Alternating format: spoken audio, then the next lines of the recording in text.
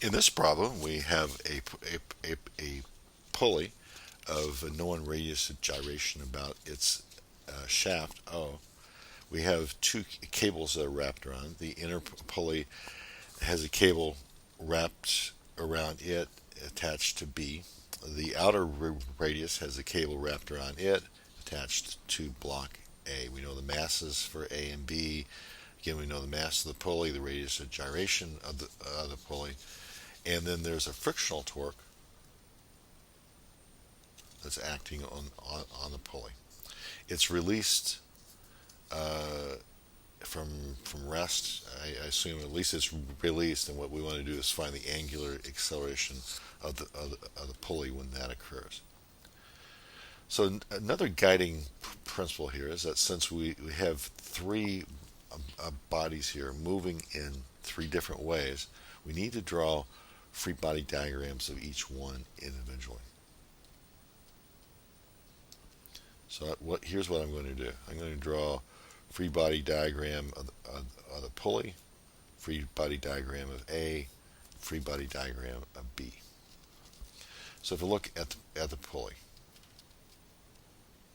reaction force OX and OY. There's a frictional torque. Won't say which way it is because I know it has to oppose the motion. I don't really know yet what motion we're going to have. I'll come back and do that in just a bit. But there's a tension force due to the cable there on the left. Let's call that TB, equal and opposite force there of TB on B. The outer radius of the pulley has a tension force TA, equal and opposite to the force on the block. There is a weight force, of course, here of MBG, MAG like this. I guess I need to put the mass of the pulley like that. Let me make sure that I'm using the same notation. That should be an MP rather than a big M, just to make it consistent with the statement of the problem. Like that. I'm going to put X to the right, Y up like that. So again, draw individual FBDs, one for the pulley, one for block A, one for block B.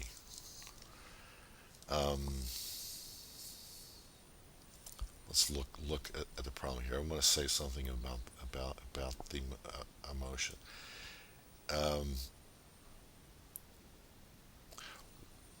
Let's make an observation.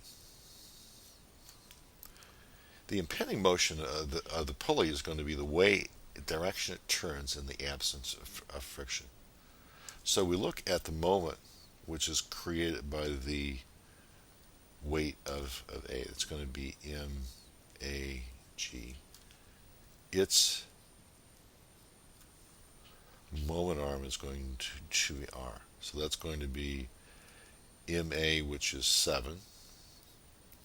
And R is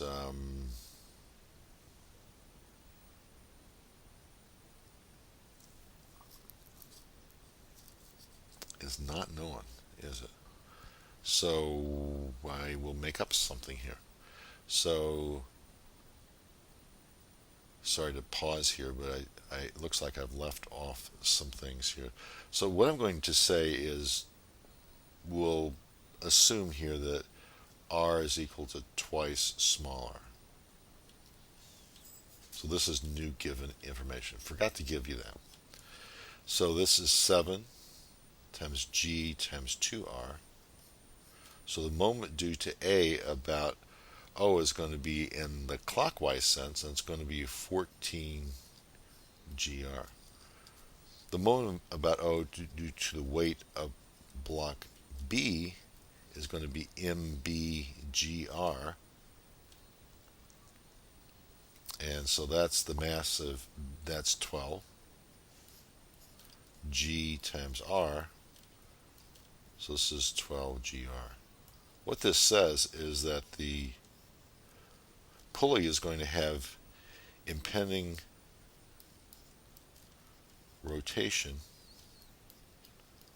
which is clockwise, because the moment caused by the weight of A is larger than the moment caused by the weight of B. That helps me out because I wanted to figure out which direction the friction torque was. If the motion is like this, then the friction torque must be in the clockwise sense. The friction torque will oppose that. So now I can do my moment equation for the pulley. So for the pulley, I'm going to do a moment about O. Moment about O is going to be TB times R minus TA times big R. And there's going to be a friction torque there of MF in the positive sense, and that's equal to the mass moment of inertia about O times alpha, where IO is the mass of the pulley MP times the given radius of gyration of the pulley squared. So IO, we know that. TA, TB, alpha, we don't know. So let's keep that in mind. If we look at A, there's some forces in Y. Summing forces in Y says I've got TA plus minus MAG, and that's equal to MA sub A. So from this I can see that the tension force, TA, is equal to the mass of A times the quantity G plus A sub A. Do the same thing for B. By some forces in Y direction for B, I get TB minus MBG is equal to MBA sub B. So from this, the tension force in cable B is equal to its mass times the sum of G plus AB. So as I mentioned before, we didn't know TA and TB. So now we have those in terms of A sub A and A sub B. So call this equation 1, call this equation 2, and this equation 3. So if I combine those together, 1 through 3 together, we get TB, which is MBG plus AB, times lowercase r, minus TA, which is MA quantity G plus A sub A, times big R, friction torque, MF, and that's equal to IO alpha. So we have those three equations now reduced down to a single one. That's good. What's not good is that we have 1, 2, 3 unknowns. Kinematics. Okay, so the kinematics we're going to use here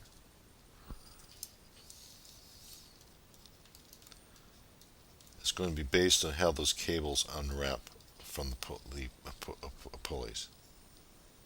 Okay, so if let's say that I call this point here A prime and this B prime. If I would write down the velocity of A prime as a vector, that would be velocity of O plus omega of the pulley crossed with a vector from O to A prime. O is a fixed point, so this is going to be an omega k crossed with the vector from O to A prime. That's a big R I. So this becomes R omega plus J. I'm going to do the same thing for B prime.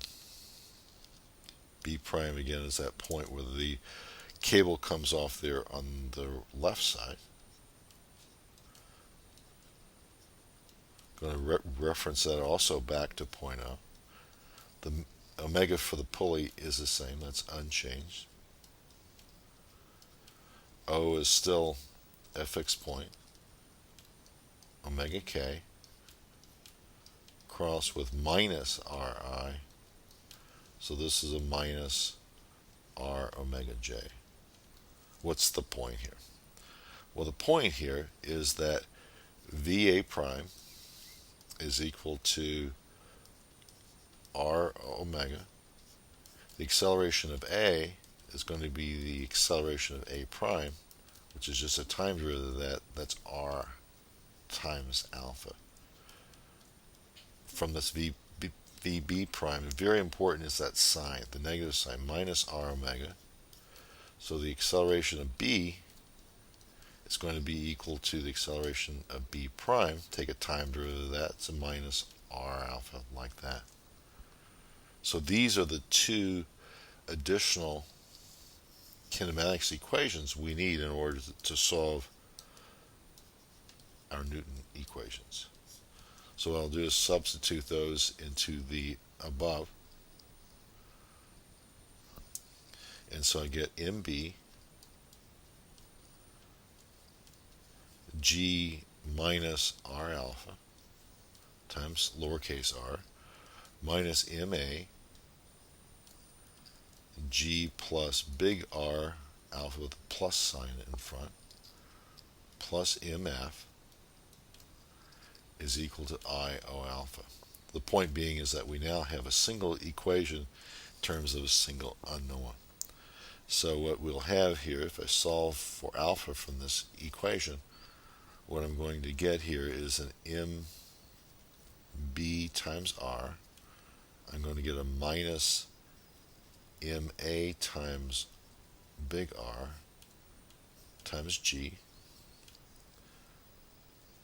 plus the friction torque MF divided by IO plus MB small r squared plus MA big R squared, like that. And again, we know already that it's going to be a negative because we made that conclusion above, because we found the moments about O and found out it's going to move in the counterclockwise sense. The numbers here also agree with that. So, a lot of work because we had a lot of parts here. Okay, so what do we do? Well, we have three components here that move in different ways. We draw free body diagrams of each one. Of the pulley, we basically have the tension forces causing a moment about O, and then that friction torque MF. We had to determine that the pulley was going to go in a clockwise sense. That put MF in the counterclockwise sense. Then we did a force equation for A, force equation for B, substituted that in and got our one equation for three unknowns, did kinematics. Very, very important point here. Be very consistent with this, because if you mess up your signs, if you would use a plus sign there, it would be wrong. Or if you use a minus sign in the ace of A, don't have to think about it. It just naturally comes from your kinematics. So we got those, substituted in there, and found that. One last point I want to leave you with is, please note, this is a big note, the tension in chord A is not equal to the weight of block A. Tension force in B is not equal to the weight of B. Very tempting thing to say, something you use back in statics, and that the tension in the cables that support blocks must be equal to their weights. But when things move, when you have an MA term, you have an inertia term, that is not true.